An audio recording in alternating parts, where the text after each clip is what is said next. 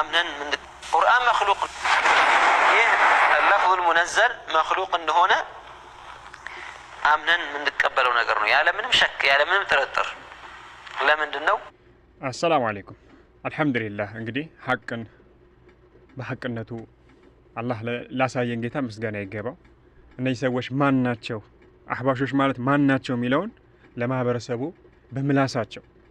በምላሳቸው እንዲናገሩ አላህ ያደረጋቸው ጌታ ምስጋና ይገባው።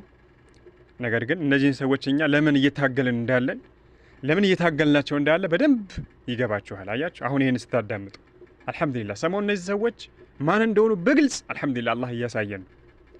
አንዴ እንግዲህ እዛ ሰልመናል የሚሉ ሰዎች አልሰለሙም ሲሉ ይሄው ዛሬ ደግሞ ቁርአን መخلوቅ ነው ሲሉ ተመልከቱ። ትናንትና ደግሞ ሐዲስ ከአቅላችን ጋር ካልገጠመ አንቀበልም ሲሉ ይሄ ሁሉ ምንድነው? አላህ Subhanahu Ta'ala ለኛ እነዚህ ሰዎች ማን እንደሆኑ ግልጽ እያወጣልን።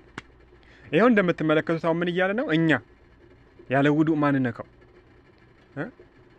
በጣም ምናከብረው ቁርአናችን የአላህ ቃል የሆነው ቁርአን ለፍዙም ማዕናውም ጽሁፉም ሁሉም ከአላህ የሆነው ቁርአን ላ የመስሁ ኢላ المطهر አያችሁ ያለ ውዱእ ሳንሆን ማን ነካው? ጀናባ ላይ ስንሆን ማን ነካው? ሐይድ ላይ ስትሆን አንድ ሴት ማትነካው ቁርአን ይህ ቁርአን مخلوق ነው አለ። ይሄው ተመልከቱ አድምጡት።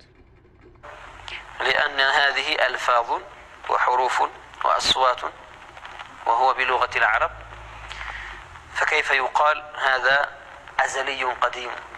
هي بعربية هنا بفدلات هنا بدمس من كرو فيجب اعتقاد أنه مخلوق لله تعالى. يا الله مخلوق مون ما من واجبنا كل المخلوقات خلق لله كل مخلوق يا الله فطرنا.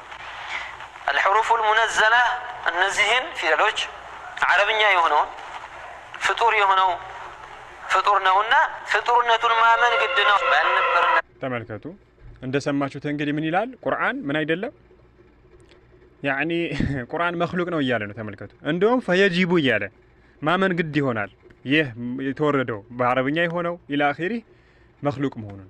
ሱብሃነከ ረቢ አልহামዱሊላህ አላህ ለሰዎች ሐቅን ያሳየ ጌታ ሱብሃነከ ረቢኛ አህለ ሱና ወልጀማዓ ጌታችን ቁርአን የጌታችን የአላህ ንግግር ነው። ፈለይሰ ቢመخلوቅ በፍጹም ይሄ ፍጡር አይደለም። አላህ Subhanahu Wa Ta'ala እኛው ነው ያወረድነው እኛው ነው የምንጠብቀው ያለው ቁርአን ይህ በፍጹም ፍጡር አይደለም። ፍጡር ማለት ይግባችሁ ባረከላሁ ፊኩም ቁርአንን ፍጡር ነው ያሉ ሰዎች በጣም ይሄ የጀህሚዮች የቀደምቶች ጀህሚዮች ንግግር ነው።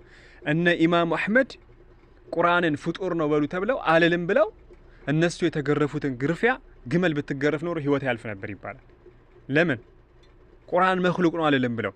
ይሄው ዛሬ አህባሾች የበቆዳ ለብሰው መተው ይሄው እንደምታዩት ቁርአን መخلوቅ ነው እያሉ በዚህ ለመበከል እስልምና ለማጥፋት እኔ ሁሌም ነገራችሁ ነገር አለ። አህባሾች ማለት እስልምና ውስጥ ሆነው ወላሂ ከኔ ከቀልቤ ነው ነገራችሁ። ይሄን ገና ታያላችሁ ብዙ እስልምና ውስጥ ሆነው እስልምና ለማጥፋት የሚሮራጡ ናቸው። ተመልከቱ አሁን ዛሬ ቁርአን መخلوቅ ነው አሉ። ትናንትና የሞተ ሰው ይጠቅማል ሲሉ ነበር። እያንዳንዱ እስልምና መሰረት የሚያናጋን ነገር እየፈለጉ ያደርጋሉ። ተመልከቱ ይናገራሉ። የሞተ ሰው ይጠቅማል ይላሉ። ቁርአን መخلوቅ ነው።